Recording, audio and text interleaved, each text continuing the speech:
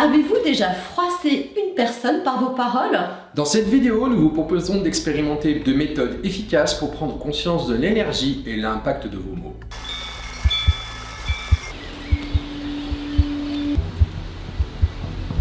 Être au cœur, c'est un canal du voyage intérieur.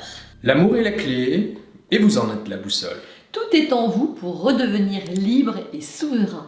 Alors, prêt pour l'aventure? C'est tout de suite! L'encyclopédie du savoir relatif et absolu d'Edmond Wells nous invite à élargir notre regard sur la communication. En ce que je pense, ce que je veux dire, ce que je crois dire, ce que je dis, ce que vous avez envie d'entendre, ce que vous comprenez.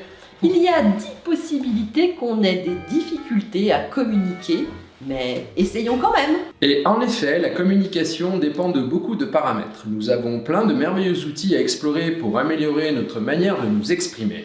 Comme par exemple la CNV, la communication non violente, que vous pouvez découvrir dans les différents ouvrages de Marshall Rosenberg ou d'autres personnalités qui nous invitent à découvrir la communication bienveillante. Nous sommes tous en recherche d'harmonie, n'est-ce pas? Et cela passe forcément par notre faculté à dire ce que l'on ressent ou à écouter ce que l'autre nous dit. Le plus important est d'avoir l'intention de nous améliorer car nous apprenons chaque jour au contact des autres. L'indulgence envers nous-mêmes et les gens qui nous entourent est évidente en ce chemin de vie. Ce que nous souhaitons approfondir dans cette vidéo concerne l'énergie des mots et leur impact dans notre quotidien. En effet, les mots émettent une énergie vibratoire. Il vous est certainement déjà arrivé de ressentir dans votre corps l'énergie des mots prononcés par votre interlocuteur. D'avoir des papillons dans le ventre quand c'est de l'amour et d'avoir un coup de poing dans l'estomac quand c'est une reproche ou une insulte. Vous allez expérimenter si vous êtes d'accord. Nous vous conseillons une expérience à réaliser seul dans votre foyer et pourquoi pas dans votre lieu professionnel. Faites cuire du riz, prenez 2 bocaux.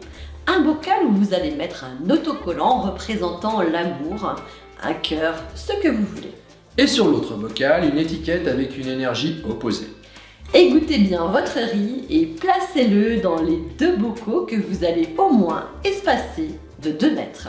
Laissez-les à température ambiante dans le même espace de vie et exposés à la même lumière. Là où est représenté l'amour, mettez une main sur votre cœur et dites-lui tous les jours que vous l'aimez, qu'il est bon, qu'il est beau et tout ce qui vous passe par la tête de gentil. Sur l'autre, à l'inverse, déversez-lui votre colère, vos peurs, vos pensées négatives. Observez les résultats tous les jours. Après une semaine environ, partagez-nous vos résultats en commentaire.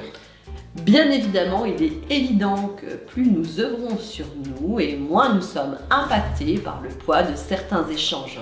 Plus nous sommes en confiance et ancrés et moins nous sommes impactés par les mots employés. En effet, en cas d'échange mouvementé, vous pouvez visualiser une bulle d'énergie qui vous protège. Oui, nous déployons un bouclier d'énergie inconsciemment autour de nous qui fait que toute négativité ne peut plus nous atteindre. Notre vidéo « Se faire voler son énergie, c'est non » peut vous donner des pistes à ce sujet. Vous pouvez la retrouver dans la description juste sur le lien ou au-dessus. Et en même temps, parfois c'est fait. Les mots désagréables vont se loger là où nous avons des failles émotionnelles. Il nous semble intéressant d'observer ce qu'il s'est passé et d'œuvrer sur la cause de cet inconfort provoqué par cet échange. Qu'est-ce que cela a impacté en moi? Pourquoi cela m'a fait mal et pourquoi j'ai réagi? En prenant conscience de l'énergie des mots, nous comprenons la responsabilité des mots que nous employons à notre égard et envers les autres. Voici une feuille de papier. Elle représente l'impact énergétique des mots. Si je dis à Marilyn, bien évidemment nous sommes d'accord, je ne pense pas ce que je dis, tu es vraiment idiote Marie. Et qu'après, comme je suis une personne bien élevée et que je regrette ce que j'ai dit, je te demande pardon Marilyn. Comme vous pouvez le constater, malgré mon pardon, cela laisse une empreinte indélébile sur la personne. Faites l'expérience, malgré des tonnes de dictionnaires à plaquer au-dessus, il y a toujours une trace, et même avec un fer à repasser, cela ne se défroisse pas totalement. Cette expérience nous invite à prendre conscience de la puissance énergétique de nos modes de communication. Sans aucun jugement, chacun en est là où il en est. Et parfois, pour se déconditionner de nos anciens schémas, il faut du temps. Notre vidéo sur le rythme peut aussi vous accompagner, vous pouvez la découvrir dans les liens ci-dessous. Dans notre façon de communiquer, il n'y a pas que les mots qui comptent, mais aussi tout le non-verbal et le ton qui vont jouer un rôle essentiel dans la cohérence et la justesse de ce que l'on souhaite exprimer. Si je vous dis j'adore les brocolis et qu'en réalité je déteste et que toutes mes grimaces montrent le contraire, je n'enverrai pas une information de confiance à mon interlocuteur et cela jouera sur la qualité de la relation. Cela nous demande d'être le plus authentique possible avec nos capacités du moment. Il n'y a pas de bonne formule. Prenez ce qui résonne en vous. Belle expérimentation à tous. Nous sommes ravis par avance de lire vos commentaires et d'échanger avec vous.